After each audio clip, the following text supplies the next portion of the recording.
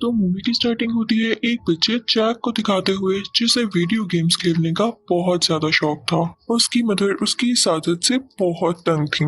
उसकी mother Jack से कहती है कि तुम जानते हो ना कि हमारे हालात कैसे हैं। मेरे पास इतने भी पैसे नहीं कि मैं तुम्हारी कॉलेज की फीस पे कर सकूं। मैं जानती हूँ कि तुम मेरे अच्छे बेटे हो और शुरू से स्कॉलरशिप पर ही पढ़ रहे हो, लेकिन ये वीडियो गेम्स तुम्हें खराब कर रही है जैक। तुम्हारा पढ़ाई पर ध्यान बिल्कुल नहीं है। जैक की मदर भी जॉब किया करती थी जिससे वो घर का रेंट पे किया करती थी, और जैक खुद भी एक पार्ट टाइम जॉब करता था एक जापानीज एंटीक स्टोर में। जैक जब भी अपनी जॉब पर जाता तो उसे कुछ लड़के बुली किया करते थे, उसका पीछा किया करते थे, और जैक डरता हुआ अपनी जान बचाता हुआ स्टोर के अंदर आ जाया करता था। तो स्टोर का ओनर जैक से कहता है कि आज भी तुम्हें उन लड़कों ने तंग किया। तो जैक कहता है कि हाँ। ओनर कहता है और आज भी तुम भाग आए, नहीं किया ना उनका सामना। तो जैक कहता है कि हाँ, आज भी मैं भाग आया, मैं मानता हूँ नहीं हूँ मैं ब्रेव। तो ओनर कहता है कि नहीं, तुम ब्रेव हो और जल्दी तुम्हें इस बात का रियलाइज हो जाएगा। इसी के साथ वो जैक से कहते हैं कि आओ, एक नई चीज आई है स्टोर में, मैं तुम्हें दिखाता हूँ। वो जैक खुशी खुशी उनके पीछे जाने लगता है तो वो उन्हें एक स्टैचू दिखाते हैं जो किसी प्रिंसेस का था, जो कि किसी चीज पर बना हुआ था। जैक उसे देखता रहता है और उसे वो चीज काफी अच्छी लगती है। तो शॉप का ओनर उसे कहता है कि तुम मेरे अच्छे बच्चे हो, ये मेरी तरफ से तुम्हारे लिए गिफ्ट है। जैक ये सुन के काफी खुश होता है और उस वेसल को अपने घर ले आता है। उसे देखकर वो सो जाता है, लेकिन तभी उसमें से एक वॉरियर आता है। वो जैक पे स्वर्ड पॉइंट करता है और उसे पूछता है कि ब्लैक नाइट कहाँ पर है। तो जैक कहता है जिस ब्लैक नाइट का तुम पूछ रहे हो वो तो मेरा गेम में कैरेक्टर है। तो वॉरियर कहता है कि मैं नहीं जानता तुम कौन हो, बस मुझे तुम्हारी मदद की जरूरत है। हमारी किंगडम पर किसी ने अटैक कर दिया है। मेरे पास एक ऐसी चीज है जिसकी हिफाजत के लिए मैं तुम्हें चुन रहा हूँ और मैं तुम्हारे पास रखवाने वाला हूँ। और साथ ही एक प्रिंसेस वहाँ पर आती है। तो वॉरियर कहता है कि ये हमारी सबसे जरूरी चीज है, हमारी प्यारी प्रिंसेस दूसरे किंगडम वाले से लेकर जाना चाहते हैं, लेकिन तुम्हें इसको प्रोटेक्ट करना होगा। जैक काफी डरा हुआ था। वो कहता है कि तुम लोग कहाँ से आए हो, मेरे साथ ये एक्टिंग बंद करो। मैं कैसे इसको प्रोटेक्ट करूं? मैं और मेरी मॉम तो खुद बहुत मुश्किल से रह रहे हैं। तो वो वॉरियर कहता है कि इसके लिए तुम्हारे पास एक वेपन होना चाहिए। तो जैक कहता है कि आई एम ओनली 16, मेरे पास कोई वेपन नहीं है। इसी के साथ वो वॉरियर प्रिंसेस के पास जाता है और कहता है कि प्रिंसेस, पूरी दुनिया में यही एक सेफ जगह है जहाँ पे आप रह सकती हैं। बस कुछ दिन इस छोटे बच्चे के साथ रह लें, फिर मैं आपको लेने आ जाऊंगा जैसे ही हालात ठीक होंगे। और इसी के साथ वो उस वेसल में जंप कर देता है और गायब हो जाता है। जैक जब उस वेसल के अंदर देखता है तो शॉक रह जाता है, क्योंकि वो वॉरियर कहीं पर भी नहीं था और प्रिंसेस बेफिक्र होकर सो जाती है। जैक यही सोच रहा होता है कि मैं अपनी मॉम को क्या बताऊंगा, और ये प्रिंसेस है कि कुछ सुन ही नहीं रही। खैर, अब सुबह हो जाती है और प्रिंसेस जाती है लॉन में। वहाँ पर वो अपनी मार्शल आर्ट्स की प्रैक्टिस करने लगती है और कुछ योगा करने लगती है। जैक काफी डरा हुआ होता है कि अगर इसे मॉम ने देख लिया तो वो तो मेरी चटनी बना देंगी कि भाई ये किसको उठा लाए हो। तो वो काफी कोशिश करता है कि उसकी मॉम इनको ना देखे, और लकीली जब उसकी मॉम ऑफिस चली जाती है तो वो सुकून का सांस लेता है। अब फिर प्रिंसेस के पास जाके कहता है कि जैसे आपने कपड़े पहन रखे हैं, लोगों को आप शक में डाल रही हैं, ऊपर से जो एक्शंस आप कर रही हैं, कोशिश करें कि आप मेरी मदर के सामने ना आए और प्लीज अपना ड्रेस भी चेंज कर लें। इसी के साथ जैक उसे मॉल लेकर जाता है और कहता है कि ले लें अपनी पसंद के कपड़े।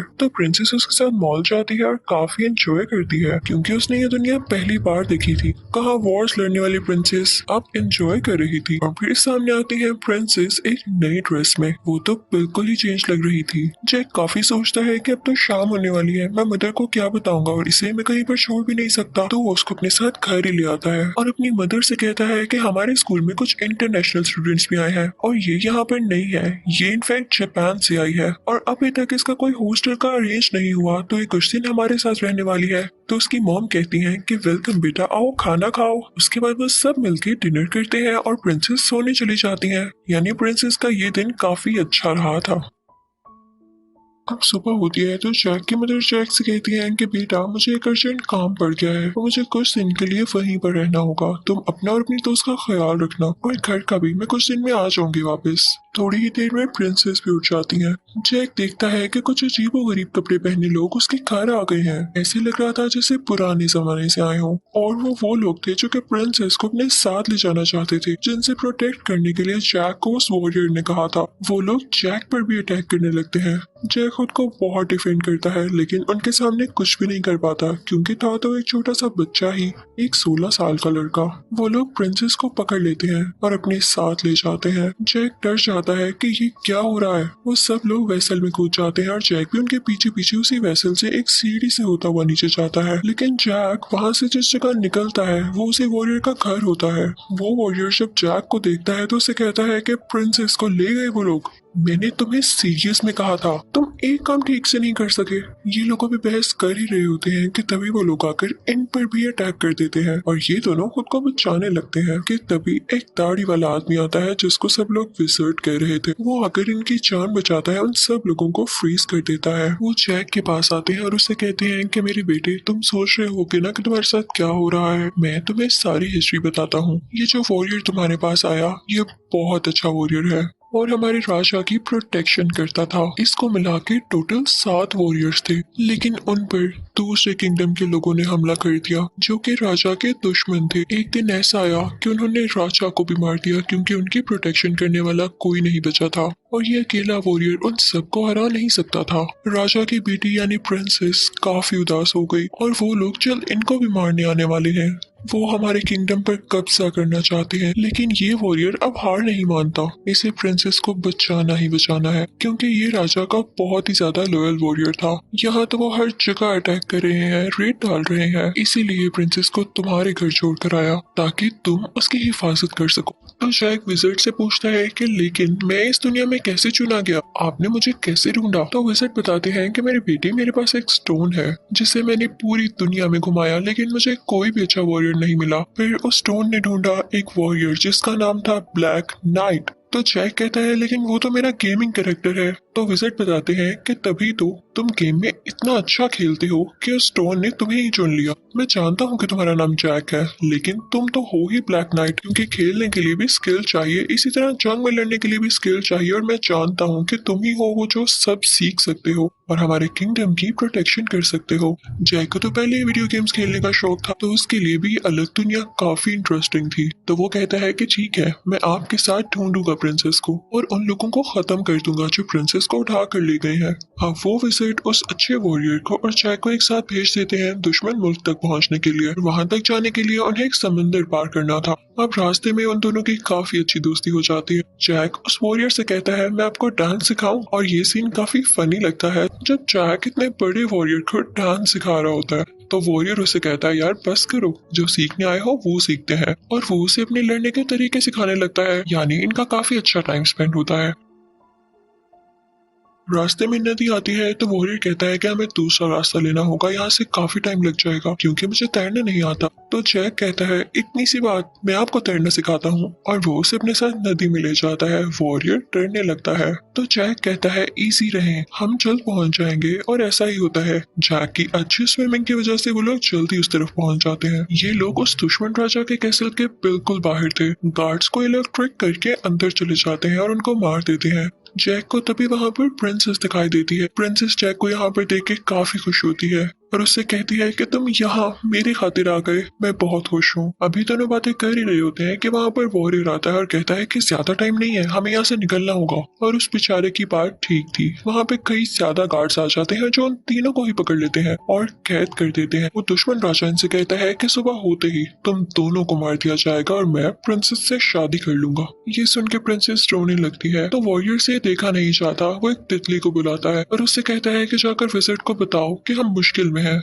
उसी के बाद कोई स्मोक उड़ती हुई प्रिंसेस के पास आती है। प्रिंसेस चेन से बंधी हुई थी और मुसलसल रो रही थी। यहाँ पर सीन चेंज हो जाता है। अब सुबह होती है और हर तरफ ढोल बज रहे होते हैं क्योंकि राजा सेलिब्रेशंस कर रहा था अपनी शादी की उस प्रिंसेस के साथ, और दूसरी तरफ उसने वॉरियर को और जैक को फांसी देनी थी। अब प्रिंसेस को राजा के सामने लेकर आया जाता है। उसका मुंह कपड़े से कवर था। राजा काफी खुश था कि वो अपने प्लान में कामयाब हो गया, लेकिन जैसे ही वो प्रिंसेस का वेल यानी उसका निकाब उठाता है तो अंदर काफी खौफनाक क्रिएचर होती है जो कि खुद प्रिंसेस ही थी, लेकिन उनका फेस पूरी तरह से बदल चुका था। उनकी आंखें काफी बड़ी बड़ी थी जैसे कोई लिजर्ड हो, और जुबान भी काफी लंबी थी। ये देख के राजा डर जाता है और वो सब वॉरियर्स को ऑर्डर देता है कि इनको खत्म करो। लेकिन तभी वहाँ पर वो तितली उड़ती हुई आती है, और वो तितली कोई और नहीं हमारे प्यारे विजर्ड थे। वो फौरन से अपने वॉरियर को और जैक को आजाद करते हैं। वो जैक पर कोई मैजिक करता है जिससे जैक हवा में उड़ने लगता है। वो उस तरफ से प्रिंसेस को उठाता है और अपने साथ दूसरी तरफ ले आता है। विजर्ड प्रिंसेस को दोबारा से ठीक कर देते हैं, लेकिन उस तरफ भी दुश्मन राजा के वॉरियर्स आ जाते हैं और उन पर अटैक की कोशिश करते हैं। विज़र्ड जैक को एक मैजिकल डस्ट देते हैं कि यहाँ वॉरियर्स पर गिरा दो और जैक ऐसा ही करता है, लेकिन तभी उनमें से राजा का एक खास वॉरियर काफी बड़े जाइन में बदल जाता है और जैक पर अटैक करने लगता है। लेकिन जैक प्रिंसेस को अपने साथ लेता है और एक मशीन में बैठ जाता है, वैसी मशीन जिसमें पत्थर रखो और दूसरी तरफ से प्रेशर डालो तो पत्थर काफी दूर जाके गिरता है। जैक यही ट्रिक खुद पर भी आजमाता है और एक जंगल में जाकर गिरता है, लेकिन वो बेचारा बेहोश हो चुका था और जब उसे होश आती है तो वो देखता है कि उसी जंगल में उसका दुश्मन राजा पहुंच चुका है। उसने प्रिंसेस को बांध दिया है और उसके काफी ज्यादा वॉरियर्स हैं वहां पर। जैक उन सबसे ब्रेवली लड़ता है और इसी के साथ वो दुश्मन राजा जैक पर अटैक करने के लिए आगे बढ़ता है। उसका अटैक काफी खतरनाक था, लेकिन जैक वहां से बच निकलता है और जो ट्रिक्स उसे उस वॉरियर ने रास्ते में सिखाई थी वो उसका यूज करने लगता है। यहाँ पे वो खुद को काफी लकी समझ रहा था कि उसने वो ट्रिक सीख ली जो मुश्किल वक्त में उसका साथ दे रही है। वो तो शार्प लकड़ियां उठाता है और उस राजा की गर्दन में घुसा देता है और फिर उसके बाद हैप्पीली उस प्रिंसेस को छुड़ाता है और अपने साथ उसे किंगडम में ले आता है। प्रिंसेस काफी खुश थी और दोबारा से वैसे ही ड्रेसअप हो जाती है जैसे उसके किंगडम के लोग हुआ करते थे। और वहां भी इस बात को सेलिब्रेट किया जा रहा था कि हमने उस राजा को मार डाला और प्रिंसेस को बचा लिया, क्योंकि अब उनका किंगडम था काफी ज्यादा सेफ। सब लोग जैक का शुक्रिया अदा कर रहे थे और दूसरी तरफ प्रिंसेस भी जैक को बुलाती है। जैक दरअसल वापस अपनी दुनिया जा रहा था, तो प्रिंसेस उससे कहती है कि जैक, तुम हमेशा यही समझते रहे ना कि तुम ब्रेव नहीं हो, तो मैं तुम्हें बताती चलूं कि तुमसे ज्यादा ब्रेव इंसान मैंने आज तक नहीं देखा, जो कि इतनी सी एज में काफी बड़े बड़े काम करता है। और ये कि मुझे तुम काफी अच्छे लगने लगे हो। तो जैक प्रिंसेस से कहता है कि आप भी काफी अच्छी हैं। अब सब लोग उसको गुड बाय कहते हैं और प्रिंसेस कहती है कि दोबारा जरूर आना, और जैक वहां से बाहर निकल आता है। जैक काफी सैड लग रहा था। तो जो बाहर वॉरियर्स होते हैं वो जैक को नहीं जानते थे। उन्हें लगता है कि ये उन्हीं में से कोई वॉरियर है, क्योंकि उसके कपड़े इनके किंगडम के लोगों से मैच नहीं करते थे। तो वो लोग उस पर अटैक करने लगते हैं और जैक अपनी जान बचाता हुआ वहां से भाग आता है। इसी दौरान उसे वही वॉरियर मिलता है जिसने उसे ट्रिक सिखाई। वो उसे गले से लगाता है और कहता है कि तुमने बहुत अच्छा काम किया, लेकिन दूसरे वॉरियर्स तो जैक की जान ही नहीं छोड़ रहे थे। तो जैक उस वॉरियर से मिलके वहां से भाग आता है और वापिस से अपनी दुनिया में जंप लगा देता है। वो जब अपनी दुनिया में उस वेसल से बाहर आ रहा होता है तो वो गिर जाता है, जिसकी वजह से वो वेसल काफी बुरी तरह से टूट जाता है। जैक